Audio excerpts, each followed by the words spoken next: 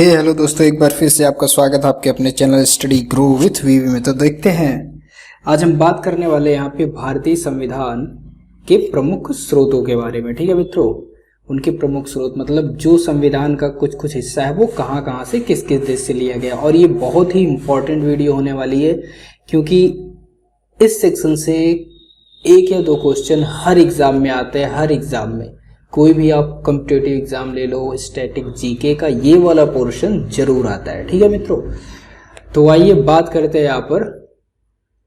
और चैनल पर जो भी नया है प्लीज चैनल को लाइक शेयर सब्सक्राइब करिए, स्टडी ग्रो विथ वीवी। ठीक है मित्रों, तो आइए बिना टाइम को वेस्ट किए हुए आगे बात करते हैं। बहुत ही शानदार ट्रिक के साथ हम चलेंगे यहाँ पर, ऐसा यूट्यूब में कहीं नहीं है। ठीक है मित्रों, तो चलिए आइए बात करते हैं। देखिए यहाँ पर जैसा कि ये दे रखा हुआ है, सबसे पहले हम पढ़ेंगे अमेरिकी संविधान स्रोत। अब देखिए यहाँ पर दो चीजें आकर के निकल रही हैं। एक तो अमेरिकी संविधान स्रोत ये 1789 में लिया गया है, कहाँ कहाँ से क्या क्या लिया गया है। ठीक है, बात करते हैं। अब देखिए अमेरिकी संविधान से हम अगर बात करते हैं तो 89 कैसे आप याद रखोगे, सन कैसे याद रखोगे। तो देखिए अमेरिका में कोई भी काम होता है ना बहुत ही सिस्टमेटिक होता है। ठीक है, बहुत ही सिस्टमेटिक होता है, सारी चीजें सिस्टमेटिक होता है। तो आप गॉड का नंबर जानते हो 786 होता है। ठीक है, देखिए ये सिस्टमेटिक क्या है 789, वाओ बड़ा नंबर 789, तो सिस्टमेटिक हो रहा है। और 789 ही क्यों हो रहा है, क्योंकि आप इससे याद रखोगे 786 जो गॉड का नंबर होता है मुस्लिम कम्युनिटी के लोगों का, इसलिए आप 789 से समझोगे। यानी अमेरिकी संविधान 789 से ये सारी चीजें ली गई हैं। अब इनके बारे में हम डिटेल में बात करते हैं कि क्या क्या लिया गया है। अब देखिए अमेरिका क्या है, अमेरिका में आप जानते हो कि राष्ट्रपति शासन ही होता है वहां पे। ठीक है, अब राष्ट्रपति शासन होता है तो इसलिए राष्ट्रपति महाभियोग की प्रक्रिया भी वही होगी। अब राष्ट्रपति शासन जब हो रहा है तो है क्या एक्चुअल में, आप उन पर कैसे लगाम कस सकते हो। अगर वो अपने मन का काम करेंगे तो कैसे उन पर लगाम कस सकते हो, तो महाभियोग की प्रक्रिया के द्वारा। ठीक है, अब देखिए भारत में यही चीज आ गया, राष्ट्रपति पर महाभियोग किसके द्वारा, ये अमेरिका संविधान से लिया गया। ठीक, अब देखिए अब महाभियोग क्यों करोगे, जब राष्ट्रपति गलत काम कर रहा है ये कैसे आपको पता चलेगा, जब उसका न्यायिक पूर्वालोकन करोगे ना, पुनर्वलोकन करोगे। जब न्यायिक पुनर्वलोकन करोगे तब आपके समझ में आएगा भाई ये तो गलत काम कर रहा है, अब इसके लिए क्या होना चाहिए, इसको हटाना चाहिए, महाभियोग चलाना चाहिए, क्योंकि ये हमारे मौलिक अधिकारों का हनन कर रहा है, जो जो चीज चाहिए हमें उसका हनन कर रहा है। अब भाई हटाने के लिए उच्चतम न्यायालय की व्यवस्था होनी चाहिए। ठीक, और इसमें संविधान को सर्वोच्च रखा गया है, संविधान की सर्वोच्चता को, और एक स्वतंत्र न्यायपालिका होना चाहिए जो कि स्वतंत्र हो। अब राष्ट्रपति भाई पावर में है तो वो सारी पावर का यूज करके हटा ना दे ऐसे, तो स्वतंत्र न्यायपालिका होनी चाहिए। मतलब वहां पर कोई भी न्याय की गुहार लगा सकता है, स्वतंत्र न्यायपालिका होनी चाहिए। ठीक है, बातें समझ में आएगी। एक स्टोरी मैंने क्रिएट करी यहाँ पर, एक स्टोरी मैंने क्रिएट करी, फिर से स्टोरी सुनिए। आपको पता है कि अमेरिका में क्या है, राष्ट्रपति शासन होता है। ठीक, वहां पर राष्ट्रपति ही सब कुछ देखता है, प्रेसिडेंट ही सब कुछ देखता है, तो उसे हटाया कैसा जाएगा, तो महाभियोग के द्वारा ही हटाया जाता है। तो महाभियोग तो आ गया इंडिया में। ठीक है, अब देखिए हटाया क्यों जाएगा भाई, क्यों जाएगा, जब वो कुछ गलत काम करेगा तो न्यायिक जो उसके मुद्दे होंगे, जो न्याय करने वाली चीजें होंगी उसका हम पुनर्वलोकन करेंगे। मतलब ये सही कर रहा है, गलत कर रहा है, अच्छा कर रहा है, बुरा कर रहा है। ठीक है, अब गलत करेगा तो इसको हटाएंगे भाई। अब देखिए महाभियोग हो गया, और ये जानेंगे तभी तो हटाएंगे ना, जब लोकन करेंगे, उसका पुनर्वलोकन करेंगे। जब नहीं जानोगे तो नहीं हटाओगे, सिंपल सी बात है। अब कैसे पता चलेगा, जब वो हमारे मौलिक अधिकारों का हनन करेगा तभी तो हम न्यायिक पूर्वालोकन करेंगे। एक्चुअल में होना क्या चाहिए, तभी तो न्यायिक पुनर्वलोकन करेंगे हम ना। फिर उसके बाद देखिए अब हटाएंगे तो कैसे हटाएंगे, इसके लिए एक स्वतंत्र न्यायपालिका होनी चाहिए। मतलब एक स्वतंत्र होना चाहिए सारी सिस्टम, जिसके वजह से हम अपनी मत जाकर के वहां रखेंगे और वो उनको हटाएगा। ठीक, अब स्वतंत्र हो गया, एक उच्चतम न्यायालय में होना चाहिए जहां पर ये सारे केस चलेंगे। ठीक, एक उच्चतम न्यायालय होना चाहिए, और उसमें संविधान की सर्वोच्चता का महत्व होना चाहिए।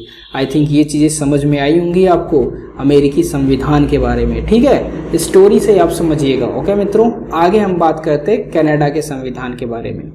देखिए, अब आपको पता है कनाडा का संविधान तो है भाई, ठीक, लेकिन कब लिया गया है इससे, तो 1946 में लिया गया। अब कैसे लिया गया है, अब देखिए भाई, कान है, एक मुहावरा चला होता है, कान इधर से पकड़ो चाहे उधर से, बात बराबर ही है। तो 9 को चाहे इधर से पकड़ो चाहे उलट के, अब कान को इधर से पकड़ोगे तो सीधा, उधर से पकड़ोगे तो सीधा, ठीक है। यानी 9-6 हो गया उलट पुलट, ठीक है, 9-6 हो गया उलट पुलट, ये आपका 9 हो गया और ये 6 हो गया, ठीक, उलट पुलट हो गया। तो देखिए 9-6 1946 हो गया, कनाडा का संविधान हो गया। अब देखिए 1946 हमें सन तो याद हो गया, ठीक है, उलट पलट हो गया, कान को इधर से भी पकड़ लो इधर से भी पकड़ लो, और ये कान होता ही है, ऐसे बन रहा है, ठीक है, इधर से भी पकड़ लो उधर से भी पकड़ लो। आई थिंक ये चीजें समझ में आई होंगी। आगे बात करते हैं। अब कान है ना, कनाडा, कनाडा कान है। अब देखिए कान, कान के पास क्या है, संघात्मक, यानी कंघा, संघा कंघा, संघा कंघा। कंघा का काम क्या होता है भाई, अवशिष्ट शक्तियां जो होती हैं हमारे बाल में, कंघा का काम एक्चुअल बाल में ही होता है। तो बाल में जो अवशिष्ट शक्तियां होती हैं, अवशिष्ट शक्तियां मतलब क्या, अवशिष्ट शक्तियां मतलब जो बाल में हमारे जू वगैरह होते हैं ना, जू वगैरह जो होते हैं वो अवशिष्ट होते हैं, बेकार होते हैं ना, जैसे बोलते हैं ना ये अवशिष्ट पदार्थ है, ठीक है, अवशिष्ट पदार्थ है। तो जो हमारे कान में बाल में जू होते हैं वो कंघा क्या करता है, उनको निकालता है। अब कंघा निकालता है, कनाडा हो गया, कान, कंघा और अवशिष्ट शक्तियां, ठीक है। 1946 हो गया, कान को ऐसे तैसे करो, ऐसे तैसे पकड़ो। आई थिंक ये चीजें समझ में आई होंगी। अब आयरलैंड की बात करते हैं। आयरलैंड, आयरलैंड को समझिए आप अदरलैंड ना, अब अदरलैंड क्यों समझिए, देखिए आयरलैंड, ये देखिए 3 है ना, 37 है, तो अ बन गया, ऐसे बना दो, सत आयरलैंड हो गया। ये देखो भाई फिर से 37 है ना, अ कैसे बनाते हो, ऐसे बनाते हो आप, तो ये 37 हो गया। यानी आयरलैंड आपका 1937 है। कहीं ना कहीं आपको ये समझ में आएगा कि आयरलैंड 1937 है। अ हमारा ऐसे बनता है ना, एक्चुअल में बनता है ऐसे, लेकिन आपको करना क्या है, ट्रिक बना रहे हैं तो ऐसे बनाएंगे, ठीक। ये चीजें आयरलैंड हो गया 1937 से। अब देखिए आयरलैंड का अदरलैंड समझिए, जो हमारा नीति निदेशक सिद्धांत होता है उसको डीपीएसपी कहते हैं ना, डीपीएसपी कहते हैं। इसका एक नाम और भी है, मानो या ना मानो, ठीक है, मानो या ना मानो। देखिए नीति निदेशक सिद्धांत ऐसा है राज्य का कि ये जरूरी नहीं है कि आप इसको मानो ही, बट ये अच्छा है, अच्छा है, बहुत अच्छा है, ये मानना चाहिए लोगों को। तो जब इससे किसी को मनवाने के लिए कहते हो ना भाई ये मानना चाहिए तुम्हें, तो कहता है अदरलैंड मानेगा, हम नहीं मानेंगे भाई, अदरलैंड मानेगा, अदरलैंड मानेगा, हम नहीं मानेंगे, ठीक। अब अदरलैंड मानेगा, ओके चलो मैं मान लेता हूं अदरलैंड मानेगा। 1937 आयरलैंड अदरलैंड हो गया, और नीति निदेशक कोई नहीं मानता, अपने देश की मैं बात करता हूँ। डीपीएसपी को मानो या ना मानो ऐसा ही कानून है तो बहुत अच्छा, लेकिन इसके लिए आप कोई भी न्यायपालिका में या आप न्यायालय में कोई गुहार नहीं लगा सकते। ये डीपीएसपी है, इसको मानना चाहिए आपको, ठीक है, ये दे दिया गया भाई, मानो चाहे ना मानो। अब देखिए राष्ट्रपति के निर्वाचन की रीति, राष्ट्रपति को भी कोई नहीं मानता भाई, कोई नहीं मानता। भारत की मैं बात कर रहा हूँ, राष्ट्रपति मतलब जीरो, राष्ट्रपति मतलब जीरो। प्रधानमंत्री को ही सारा पावर होता है, ठीक है, प्रधानमंत्री की चर्चा हर जगह होती है, प्रधानमंत्री जैसा कहता है वैसा राष्ट्रपति करता है, वो कुछ नहीं करता है। हाँ आपको ये पता है कि वो देश का प्रथम नागरिक होता है, और जो सेनाएं हमारी होती हैं उनका सबसे बड़ा अधिकारी होता है, बट भाई कुछ नहीं चलता, इसका कुछ नहीं चलता है। तो आयरलैंड से आप ये समझ गए, नीति निदेशक मानो चाहे ना मानो, हम अदर दूसरे पर थोप देंगे, दूसरे पर थोप देंगे, अदरलैंड पर थोप देंगे कि ले भाई तू मान या ना मान, मैं नहीं मानने वाला इसको, ठीक है। फिर राष्ट्रपति की बात करता हूँ, राष्ट्रपति की भी कोई पावर नहीं होती है, जैसे डीपीएसपी आपका है, डीपीएसपी वैसे है, वैसे राष्ट्रपति जी भी हो गए, ठीक है मित्रों, भारत की मैं बात कर रहा हूँ यार, ओके। अब देखिए यहां पर बात करते हैं हम किसकी, ब्रिटिश संविधान की बात करते हैं। अब ब्रिटिश हमारे देश पर शासन किसने किया है, किसने किया है भाई शासन, ब्रिटिश लोगों ने किया है, सारे देशों पर शासन किया है ब्रिटिश लोगों ने। तो ब्रिटिश से आ गया शासन व्यवस्था, यहाँ की संसदीय शासन व्यवस्था जो है ब्रिटिश की है। और भाई जब शासन करते थे ना, उनका विधि निर्माण बहुत ज़्यादा नियम कानून होता था, बहुत नियम कानून होता था, तभी तो वो शासन करते थे। अब शासन कैसे करोगे, बिना रूल और रेगुलेशन के तो शासन करोगे नहीं आप। तो नियम बनाते थे, शासन करने के लिए नियम बनाते थे, ठीक है। फिर उसके बाद एकल नागरिकता भी यहीं से लिया गया। अब नियम बनाते थे तो वो नागरिकता भी देते थे, भाई तुम मेरे नियम के अकॉर्डिंग आ रहे हो, तुझे मैंने नागरिकता दे दी, भाई चल एकल नागरिकता दे दी मैंने, एक देश की नागरिकता, ठीक है, क्योंकि मैं नियम बना रहा हूं, मैं शासन चलाऊंगा तो मैं ही तुमको नागरिकता दे सकता हूं। एकल नागरिकता भी यानी भारत में जो ली गई है ब्रिटिश संविधान से ली गई है। अब बात करता हूं राष्ट्रपति की संवैधानिक स्थिति। अब राष्ट्रपति की संवैधानिक स्थिति भी, अब देखिए ब्रिटिश लोग क्या होते हैं, एक तरह से ब्रिटिश जो साम्राज्य है वहां पे राष्ट्रपति का शासन चलता है, तो उनकी संवैधानिक स्थिति भी वही बताएंगे ना, राष्ट्रपति की संवैधानिक स्थिति भी वही बताएंगे, ठीक है। आई होप चीजें समझ में आ रही होंगी। देखो जो मैं बोल रहा हूँ ना बच्चा, मतलब जो भी मैं बोल रहा हूँ वो आप चीजों को समझिएगा, ठीक है। एक कहानी को क्रिएट करिएगा और उसको विजुअलाइज करिएगा, ओके मित्रों। आगे हम बात करते हैं पश्चिम जर्मनी का संविधान, ठीक है, पश्चिम जर्मनी का संविधान। अब देखिए यहां पर भी सन को याद करना है भाई, सन को याद करना है। अब बताओ एम फॉर मनी होता है, एम फॉर मनी होता है, बट भाई और कोई लेटर होता है जिससे मनी निकले, नहीं, कहीं नहीं होता। तो जर्मनी, मनी जर गई है, जर गई है मनी, मतलब मनी जो थी हमारी जल गई है, सारी जितना पैसा हमने बचा के रखा था भाई सब जल गया है। तो आपको एक चीज तो समझ में आएगी, मनी सिर्फ किससे होगी, एम से ही होगी, और एम क्या है, 3 से ही होगा ना, एम किससे होगा भाई, 3 से ही होगा। इसको थोड़ा सा पलट दो तो आपको ये समझ में आ गया। पश्चिम जर्मनी का संविधान यानी जर्मनी का संविधान जो है 1933 से अप्लाई किया गया था, भारत में लाया गया था, और उसका आपातकाल है। अब देखो जब आपके पास पैसा रहेगा, बचा करके रखे रहोगे अपना जीवन यापन करने के लिए, और मनी जल जाएगी, जर मनी हो जाएगी, मनी जो आपकी है वो जर जाएगी यानी जल जाएगी, तो कैसी स्थिति उत्पन्न हो जाएगी भाई, आपातकाल की स्थिति उत्पन्न हो जाएगी, ठीक है। आपातकाल की स्थिति उत्पन्न हो जाएगी जब आपके पास पैसा बचेगा ही नहीं। पैसा नहीं बचेगा तो क्या करोगे, भिख मंगाई करनी पड़ेगी यार, इधर उधर मांगना पड़ेगा, तो आपकी स्थिति कैसी हो जाएगी, आपातकाल जैसी हो जाएगी। आई होप चीजें समझ में आ रही होंगी मित्रों। तो अगर समझ में आ रही है तो प्लीज चैनल को लाइक शेयर सब्सक्राइब करिए और अपना प्यार बनाए रखिए, ठीक है। तो भाई मनी जल जाएगी, एम से मनी हो गया और आपातकाल की स्थिति उत्पन्न हो जाएगी। आई होप चीजें क्लियर होंगी। अब देखिए दक्षिण अफ्रीका संविधान की बात करते हैं।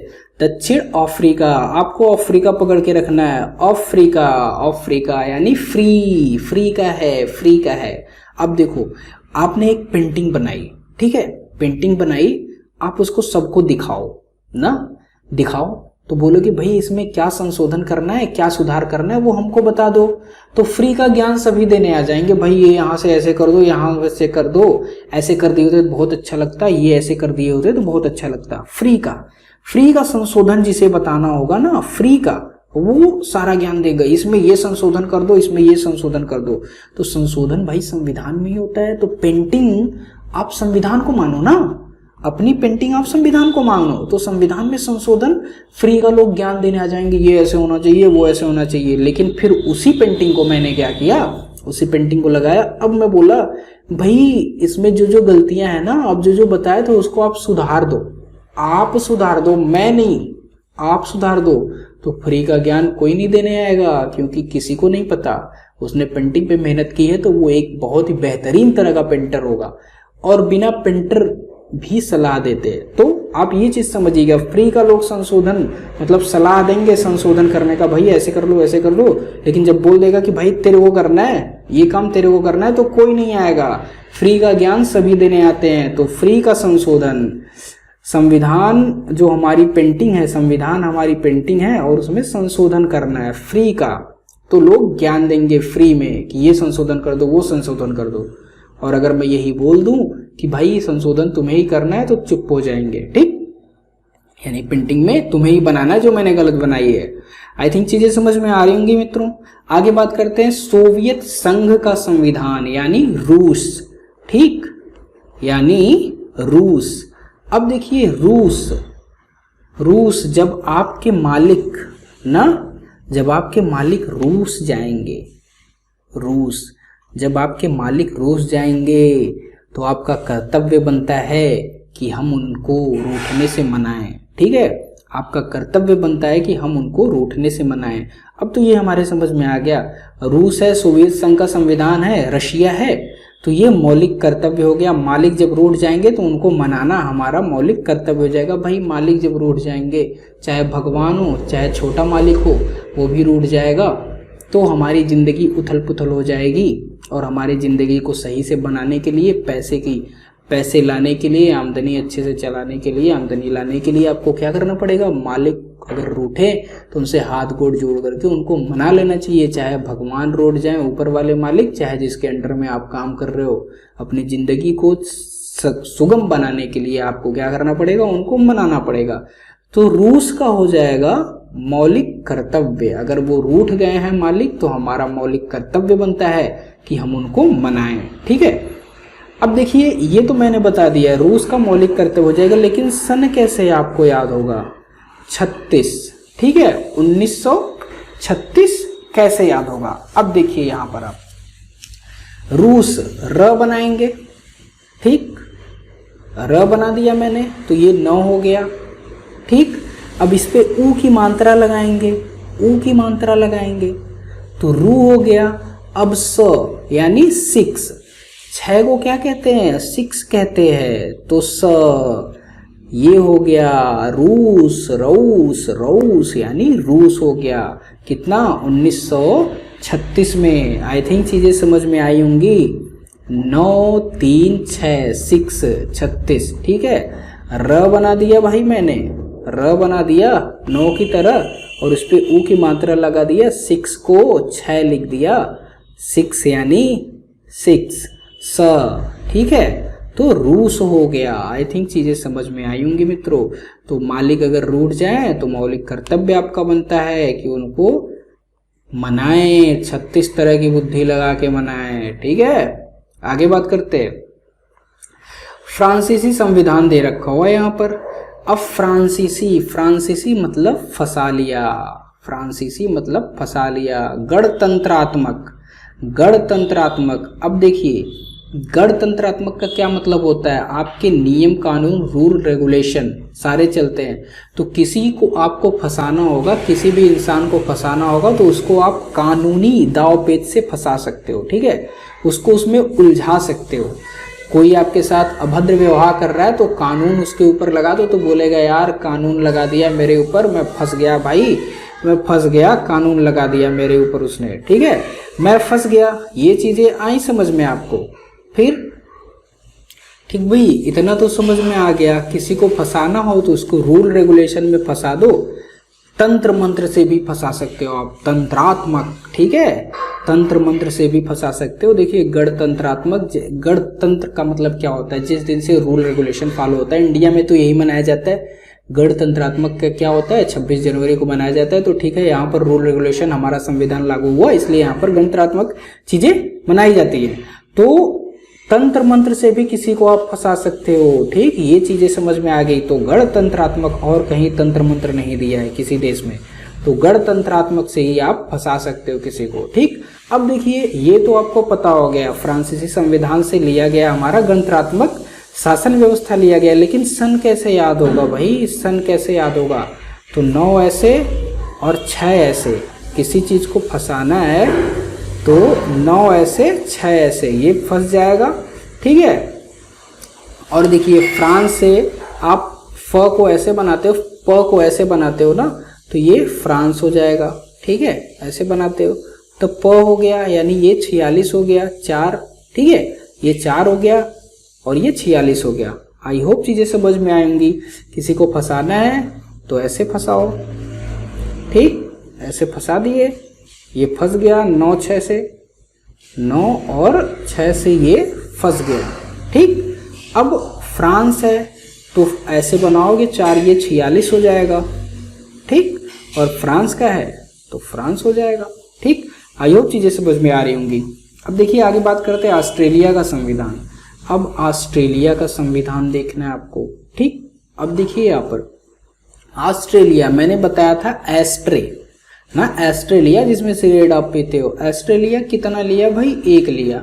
एस्ट्रे 75 को क्या करेंगे, 10 लोग भी बैठेंगे तो एक ही एस्ट्रे में काम चल जाएगा। तो 1 लिया, ऑस्ट्रेलिया कितना लिया भाई? 1 लिया। अब देखिए एस्ट्रे प्रस्तावना, एस्ट्रे लेके आओ ना, एस्ट्रे लेके आओ ना, हम बांट बांट करके समान समान सिगरेट पियेंगे। ठीक है, कुछ आप पियोगे, कुछ आप लगाओगे, कुछ हम लगाएंगे, और इस तरह शक्ति का विभाजन हो जाएगा। शक्ति का विभाजन कैसे हो जाएगा? एक सिगरेट की जो शक्ति होती है वो जितना नुकसान एक आदमी पर करेगी, अगर उसको आप बांट बांट करके समान समान बांट बांट करके पियोगे तो उसकी शक्ति का विभाजन हो जाएगा सिगरेट की। ठीक है, आई होप चीजें समझ में आई होंगी। आओ ना, एस्ट्रे लेके आओ ना, समान पियेंगे, इस तरह से सिगरेट की शक्ति का विभाजन हो जाएगा। क्या एस्ट्रे लेके आना है? 1 ठो लेके आना है। ठीक है मित्रों, अब देखिए जापान का संविधान की मैं बात करता हूँ। तो जापान, पान चाहिए। किसे पान चाहिए? हमारे प्रधान को चाहिए, प्रावधान, हमारे गांव के प्रधान को चाहिए। पान किसको चाहिए भाई? पान कौन लोग खाते हैं? हमारे गांव के प्रधान लोग खाते हैं। तो जापान का संविधान हो जाएगा हमारे गांव का प्रधान, यानी प्रावधान। ओके मित्रों, आई होप चीजें समझ में आई होंगी और वीडियो अच्छा भी लगा होगा, नो डाउट। तो प्लीज़ चैनल को लाइक शेयर सब्सक्राइब करिए। अगर इस वीडियो से कुछ भी सीखे ना मित्रों तो एक सब्सक्रिप्शन तो बनता है यार, एक बार सब्सक्राइब करो। Okay, have a good day, bye bye, take care.